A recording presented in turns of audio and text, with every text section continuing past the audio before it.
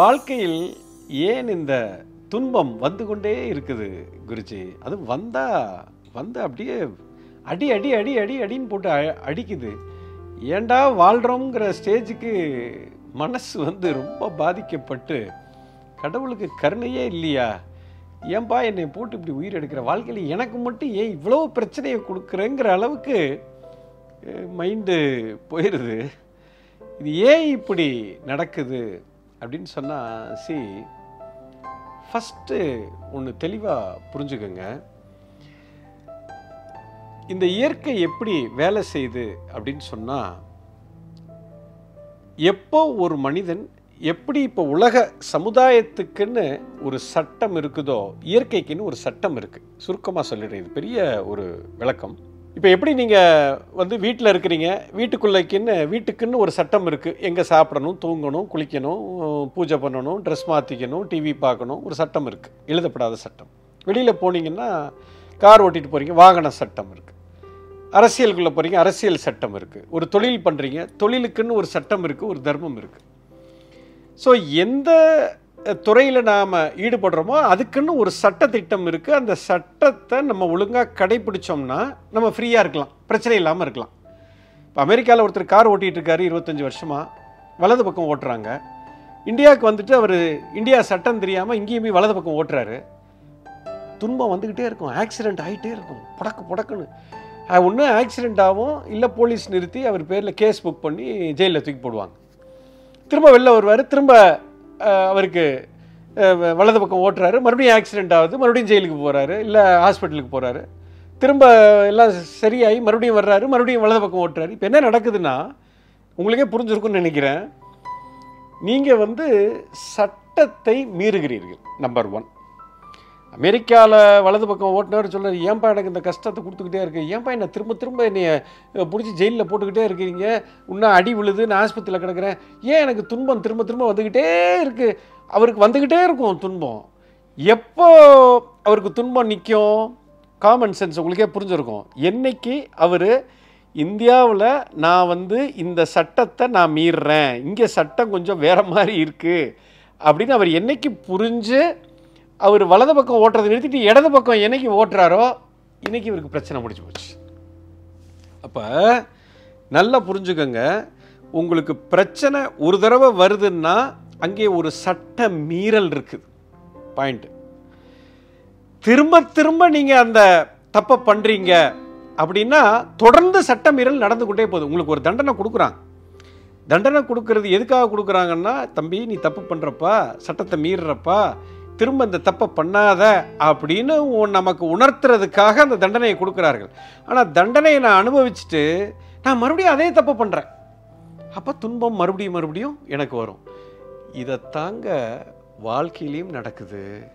வாழ்க்கையில் இயற்கைக்கும் நமக்கும் ஒரு நெருங்கிய சட்டம் இருக்குங்க.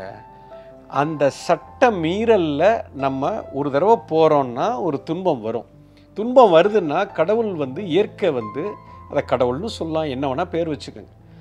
அது டேய் தம்பி நீ தப்பாக போகிறடான்னு போட்டு ஒரு அடி அடிக்குது.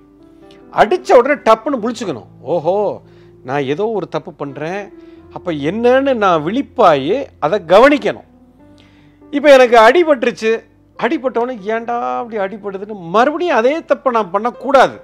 நான் மறுபடியும் பண்ணுறேன், மறுபடியும் இந்த தடவை அடி இன்னும் பலமாக விழும். ஏன்னா 2வது தடவை பண்ணுறேன். 3வது தடவை பண்ணும்போது அது மேற்கொண்டு நம்மளை போட்டு சாத்துன்னு சாத்தும். இப்போ எனக்கு புரியவே மாட்டேங்குது. என்ன புரிய மாட்டேங்குதுன்னா, எனக்கு வரக்கூடிய இந்த பிரச்சனையை நான் சட்ட மீறலில் நான் தப்பு பண்ணியிருக்கேன், இது தப்பு என்னிடத்தில் இருக்குது, நான் மாற்றிக்கொள்ளணுங்கிற எண்ணமே எனக்கு வரமாட்டேங்குது. மாறாக நம்ம என்ன செய்கிறோம் அப்படின்னா, என் பிரச்சனைக்கு இவர் காரணம், என் பிரச்சனைக்கு அவன் காரணம், என் கணவர் காரணம், என் மனைவி காரணம், என் குழந்தை காரணம், என்னுடைய பங்காளி காரணம், இந்த இயற்கை காரணம், இதனால் போச்சு அப்படின்னு எனக்கு வந்திருக்கக்கூடிய துன்பத்துக்கு ஊரில் இருக்கிறவனெல்லாம் நான் காரணம் காமிக்கிறேன்னா என்ன மாதிரி முட்டாள் இந்த உலகத்தில் இருக்கவே முடியாது. ஐயா நல்லா புரிஞ்சுக்கோங்க, உங்களுக்கு ஒரு கஷ்டம்னு துன்பம்னு ஒன்று வந்தால் அதற்கு நீங்கள் தான் காரணம் இல்லை, நீங்கள் மட்டும்தான் காரணம். யாரையுமே குறை கூறாதீர்கள். இன்னொருத்தர் செய்த தவறுக்கு உங்களுக்கு பிரச்சனை வரவே வராது. இதைத்தான் முதல்ல நீங்கள் கற்றுக்க வேண்டிய பாடம். இது எந்த மனுஷன் உணர்றானோ அவனுக்கு துன்பத்திலிருந்து விடுதலை கிடைக்கும். இதைத்தான் அந்த காலத்தில் சொன்னால் நல்ல மாட்டுக்கு ஒரு சூடுன்னு சொன்னோம். அதாவது நல்ல மாடு தப்பு பண்ணோம், ஒரு சூடு விழும், அடுத்த செகண்ட் அது புரிஞ்சிடும், அடுத்த சூடு அதுக்கு விழாது. ஏன்னா அதுக்கு புரிஞ்சிருச்சு, ஒரு சூடு, ஒரு துன்பம் வந்த உடனே அது புரிந்து விட்டது என்ற அர்த்தம். சித்தன் சொல்லிட்டு போன அற்புதமான விஷயம்.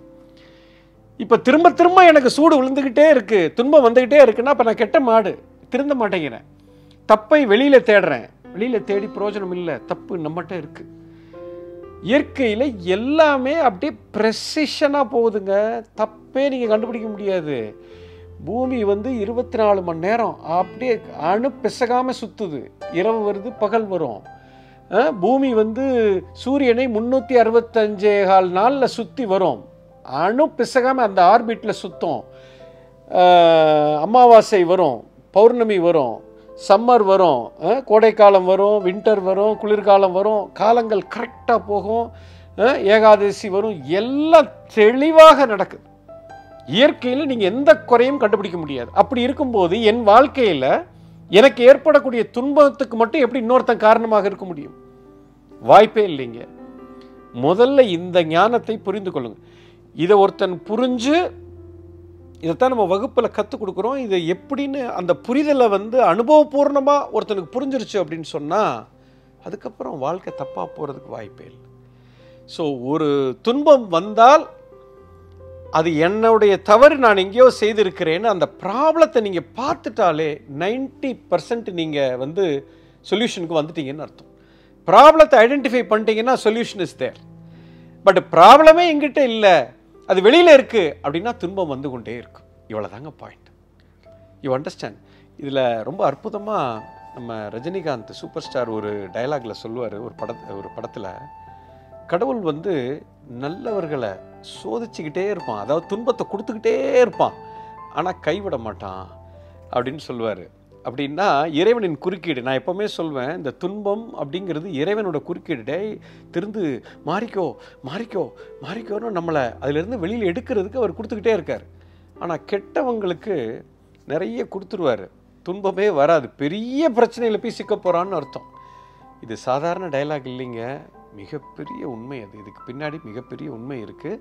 அதனால் உங்களுக்கு துன்பம் வந்து கொண்டே இருக்குது அப்படின்னா கடவுள் உங்கள் கூட இருக்காருன்னு அர்த்தம். உங்களை காப்பாற்றுறதுக்கு திரும்ப திரும்ப கொடுத்து கொடுத்து கொடுத்து உங்களை வெளியே எடுக்கிறதுக்கு பார்க்குறாரு. நீங்கள் அதை கவனிக்க மாட்டீங்க. இந்த வீடியோவை பார்த்த அடுத்த கணமே அதை கவனிங்க, அதுலேருந்து வெளியில் வந்துடுவீங்க. You understand? புரிஞ்சிருக்கும்னு நினைக்கிறேன்.